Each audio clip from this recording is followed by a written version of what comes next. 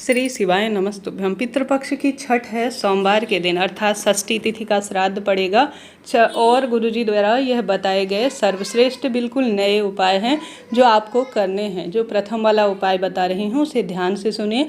महिला, पुरुष, बच्चे, बड़े सभी उपाय को कर सकते हैं। वीडियो का सबसे पहला सबसे श्रेष्ठ उपाय है, इसे आपको करना ही है। अन्य उपाय भी हैं, सुनते हुए जाइएगा।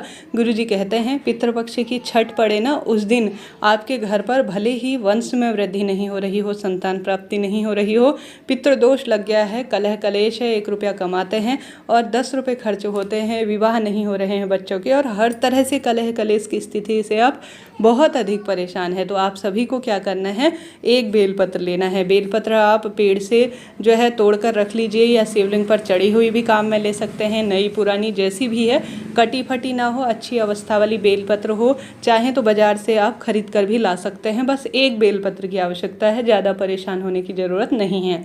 यह सिर्फ पितृपक्ष की छठ के दिन ही उपाय किया जाता है, इससे पहले मैंने आपको नहीं बताया होगा, आपने सुना भी होगा। और इस वीडियो की सत्यता जांचने के लिए आप गुरुजी की उपाय की वीडियो उनके मुख से भी उनकी आवाज़ में यूट्यूब में सर्च कर सुन सकते हैं। तो विश्वास रखिएगा, गलत जानकारी आप तक नहीं पहुंचाई जाएगी। तो अपने घर के मटके के पास, मटका नहीं है तो आरओ तो होगा, आरओ भी नहीं है तो पानी का जग या बाल्टी तो रखते होंगे, उसके पास आप सभी एक गंगा जल थोड़ा सा भरकर एक कटोरी में रख लेना है। कटोरी है तो उत्तम है, गिलास है तो उत्तम है, कोई भी बर्तन में आपको एक जो है गंगा जल मिला हुआ जल रख लेना है। थोड़ा अच्छी अवस्था में रखिएगा, थोड़ा ज़्यादा रखिएगा। फिर उसमें एक बेलपत्र आपको डालने हैं और निरंतर पितरों का स्मरण करना है। संभव हो तो एक लंबी बत्ती का दीपक भी लगा लीजिएगा, नहीं तो कोई बात नहीं, सिर्फ गंगा जल आपको भर कर रखना है। एक बेलपत्र उसमें डालना है मटके के पास अपने घर की रसोई में, और पितृदेवताओं का स्मरण करना है। श्री शिवाय नमस्तुभ्यम मंत्र का जाप करना है। संभव हो तो आपका मुख दक्षिण दिशा की ओर हो तो इसमें बहुत सुखद परिणाम आपको मिलेंगे। अब आप प्रार्थना करें कि हे पितृदेवता, आज पितृपक्ष की छठ और सोमवार के दिन मैं गंगा जल और एक बेलपत्र और आपके नाम का दीपदान कर रही हूँ। मेरे उपाय को सिद्ध करें, सार्थक करें, और मेरे जीवन में जो परेशानी चल रही है, जो विपत्ति कष्ट संकट हैं, उनका निदान करें। ऐसी प्रार्थना करते हुए सुबह से लेकर पूरे रात तक इसको आपको रख कर छोड़ देना है। किसी कारण से सुबह याद नहीं आया है तो दोपहर में रख दीजिए कटोरी में गंगा जल और गंगा जल में बेलपत्र, दिन भर में, रात्रि भर में कभी भी रख दीजिए। अब इसको आपको दूसरे दिन मंगलवार के दिन, ठीक है, सोमवार के दिन रखना है और मंगलवार के दिन आपको इसे ले जाकर महादेव के मंदिर में, आपको इसको घर में भी घुमाना है, इस बात का ध्यान रखना है। और मेरे घर से वास्तु दोष, पितृदोष, किसी का कुछ किया कराया, हाई टोक सब पूरी तरह से खत्म हो और मेरे बच्चों के विवाह हो, संतान की प्राप्ति हो, कर्ज से मुक्त जीवन हो और हर स्वरूप में मेरे परिवार में दाम्पत्य जीवन सुखमय हो, मेरे बच्चे पति का जीवन सुखमय हो, मेरा जीवन सुखमय हो। ऐसी प्रार्थना करते हुए घर के शिवलिंग में या महादेव के शिवलिंग में जाकर आप सभी को मंदिर में इसे समर्पित कर देना है। आप जानते होंगे गंगा जल का संबंध मेरे पितरों से होता है और जीवन मृत्यु सभी कार्यों में गंगा जल बहुत काम आता है, और गंगा जल में ऐसी शक्ति होती है कि कई वर्षों तक यह खराब नहीं होता है। तो इस उपाय को करने में कोई पैसा समय तो लगना ही नहीं है, तो कर लिया जाए तो परिणाम तो बहुत सुंदर मिलते ही हैं। तो करके देखिएगा। गंगा जल और एक बेलपत्र का उपाय आपको मेरा वीडियो सोमवार छठ के दिन जब तक प्राप्त हो जाए तभी आप कर सकते हैं। 1 डेढ़ 2 घंटे के भीतर कर सकते हैं, रात्रि को रख सकते हैं, दिन भर में भी रख सकते हैं, कोई दिक्कत की बात नहीं है। सोमवार के दिन रखना है और मंगलवार के दिन शिवलिंग पर चढ़ाना है, ठीक है। पहला उपाय यह हो गया। बढ़ते हैं दूसरे उपाय की तरफ। यह उपाय विशेष तौर पर उन बच्चों के लिए है जिन बच्चों का विवाह नहीं हो रहा है। माताएं भी कर सकती हैं अपने बच्चों के लिए, पिता भी कर सकते हैं, बहन बेटियां अपने भाई के लिए कर सकती हैं, स्वयं भाई या बहन सभी लोगों को यह उपाय करना है। आपको उपाय करने के लिए 5 बेलपत्र की आवश्यकता पड़ेगी, 1 सफ़ेद फूल और 1 लाल फूल की आवश्यकता पड़ेगी। पूजा की थाली में जल का लोटा रख लीजिए, गोल बत्ती का घी का दीपक और अपनी माचिस ले जाकर आप चले जाइए महादेव के मंदिर में। हमेशा महादेव के मंदिर में पूर्व या उत्तर दिशा की ओर बैठें, इस बात का ध्यान रखें।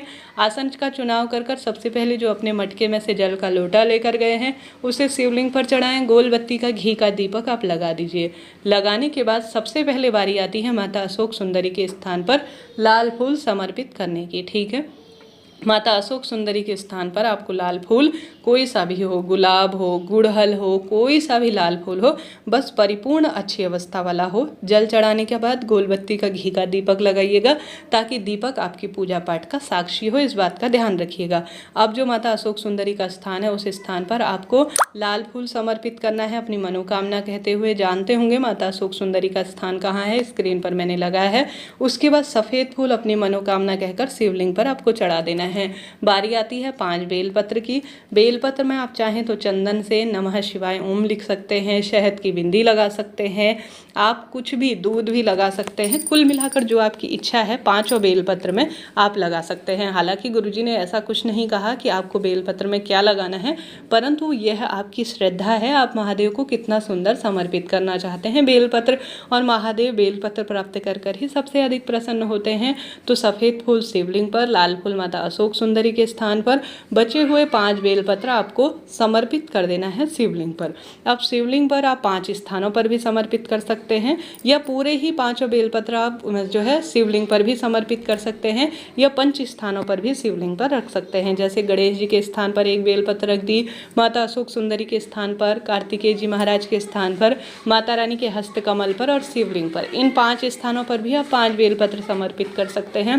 फिर गोलबत्ती का जो घी का दीपक लगाया है उससे महादेव की शिवलिंग की सुंदर आरती आपको कर लेनी है। भूल चूक के लिए क्षमा प्रार्थी हो जाना है और दीपक से आरती कर लेनी है और कहना है कि हे महादेव, आज पितृपक्ष की छठ और सोमवार की पावन पवित्र तिथि पर मैंने आपको, आपके परिवार को 5 बेलपत्र, लाल फूल और सफ़ेद फूल चढ़ाया है। मेरे बच्चों को आप विवाह की बाधाओं से मुक्त करना, उनका मनपसंद स्थान पर विवाह हो और उत्तम वर की प्राप्ति हो, उत्तम कन्या की प्राप्ति हो, ऐसी प्रार्थना करते हुए आपको झोली पसार कर महादेव के समक्ष घर की ओर आ जाना है। कितने सुंदर 2 नए उपाय हैं जो मैंने विस्तार से आपको बताएं। कोई ना कोई एक सरल उपाय चुनें और अपने भाग्य की रेखाओं को प्रबल करें।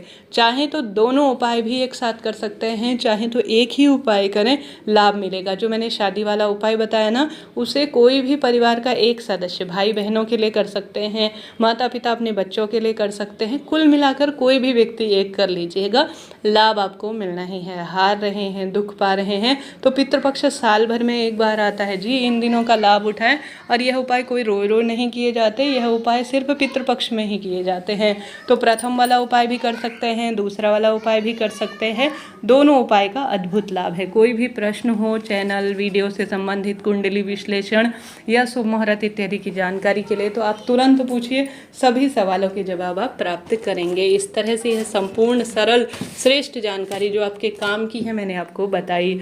आपके लिए यह वीडियो, यह चैनल, यह जो जानकारियाँ हैं शुभकर रहती है। तो लाइक करें, शेयर करें, सब्सक्राइब करें, कमेंट्स में हर हर महादेव लिखना ना भूलें।